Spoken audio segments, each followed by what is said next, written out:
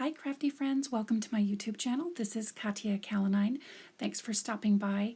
I know I've been missing in action, but I have a good excuse. I went to Italy for 16 days with my best friend. I had a great time, but now I'm back in the saddle and ready to record some new videos for you.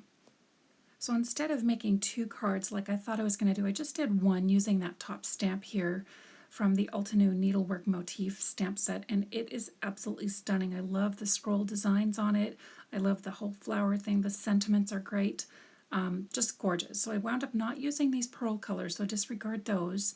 But I did use the Gonzai Tombi Starry colors in the palette right behind, this one right here, and they are stunning. So I have a tip for you. Wet the colors down while you're stamping your image and it will save you some time. I also used this Recollections Architecture Color Palette paper, and wouldn't you know it, right after I opened that I got a paper cut, so that's why I'm wearing the Band-Aid on my thumb. Does that happen to anybody else, or has it just happened to me? Anyway, so I was going to try to do this on a one-layer card, but I decided that I would actually do tone on tone and maybe just do like a dark gray cardstock on a white panel. So that's what I wound up doing here. So I first used some anti-static powder on my panel there, and then I re-stamped with Versamark this panel twice because the first impression didn't really work. And I wanted to show you this really cool tool that I found.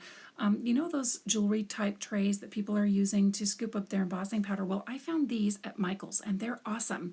So you'll see me using this to scoop up this powder that I wanted to put on my cards, because sometimes a spoon is kind of small and I want something that's a little larger that will kind of take over the whole panel. And that's what I did here. So I used that whole scoop there, and it's a sturdy plastic, so it works really well. And I think next time I put one in, I will actually put an anti-static powder tool on it to help the embossing powder not stick to the plastic, because it has a little bit of static on it. Anyway, off camera I embossed this image, and this is where I was telling you that it would probably be helpful if you let your paints soak with a little bit of water. So in this water bottle here, the spritzer, I just sprayed down the palette there and let them sit for a little bit. And then I was looking around for a brush because I realized how small these intricate spaces are on this particular flower design. And so I reached for that really small brush there, and I got this pack really inexpensively at, I believe it was Ross or something like that. Yeah, for $2.99, $3, I got that whole pack of brushes, and I thought this was a perfect brush. So I apologize, I'm a little off camera in some of the portions of this video, but you get the general gist. The embossing helps keep those liquid paints into the little wells, if you will. So I did most of the painting using a different mix of each one of those colors. And again, very intricate design, and I thought I'd be able to whip right through this, but I wasn't. So you could also even color this in, if you have some Spectro Noir colored pencils or Prismacolor pencils, I think this would be stunning with those as well. But it was fun. I think it was really pretty, but I don't have the greatest vision, so I had to really kind of get my head in that whole shot. So I wound up editing a lot of video clips out so that you guys could actually see just when my hand was in the picture and not my big head. So I just used a mixture of those golds, and I thought that turned out really nice. And the whole image didn't take me too long, but I wanted to carefully plan to see where I wanted to have different portions of those that gold. And I did make a mistake on this panel by smearing some of that ink, so I wound up putting a greeting on the whole card, and you'll see that towards the latter part of the video. So while I'm coloring this, let me just tell you, I know that other crafters make these mistakes, and I did this on this card. I thought, oh my gosh, I'm doing such a great job, and then I wind up screwing it up at the very end. How many people have done this? So you'll see towards the end I create this sentiment, and I wanted to have a little bit of white pop of color behind it, so I wound up taking this darker panel and putting it on top of the white.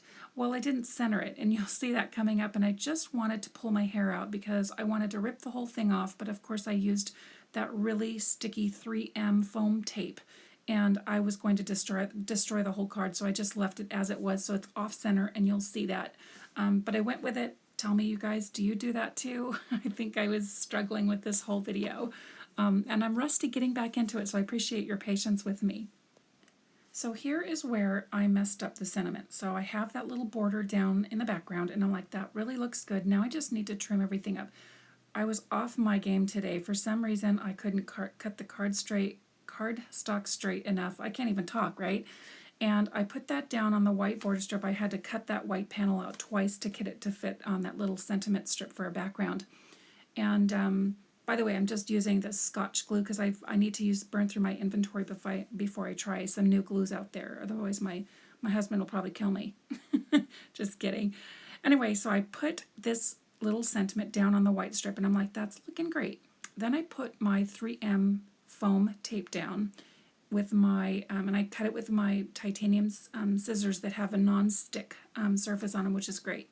So I put this down, and I'm like, why am I putting this down on the card panel at an angle? I'm going to need to put this on straight. So I straighten it out, and I'm like, that should have been the winning ticket, right? The winning move. So I stick it down, and watch this. I put it down, and I smash it down so it's really nice and secure. And then I put it on the white panel, and I'm like, wait a minute. Off camera, I pick it up, and I'm like, oh my God, it's sticking off to the right. So I can't use this. And I'm like, I tried to pull it off. I didn't want to damage the card, so I just thought, you know what, I'm going to go with it. I'm going to put embellishments. Hopefully nobody will notice. So that's what I did. So I put the panel down and adhered it onto my white card front, which is a standard A2 size card. And that finished the card. And then I was looking at it, and I'm like, I'm going to just doctor it up with some embellishments. I decided against sequins just because that paint, I didn't want it to take away from the paint on there, the palette of colors. So I actually wound up using some Nouveau dots, Nouveau crystal drops, but they were actually kind of thick, and they looked more like chocolate chips on the card. So I don't consider this card a win-win, but I think it turned out okay. Tell me what you think in the comments below, and let me know if you guys run into these issues. So here is a final look at my finished card. I wanted to thank you for liking and commenting on my videos, and if you haven't already done so, don't forget to hit that subscribe button. I thank you again for stopping by, and ciao for now, and I'll see you in the next video.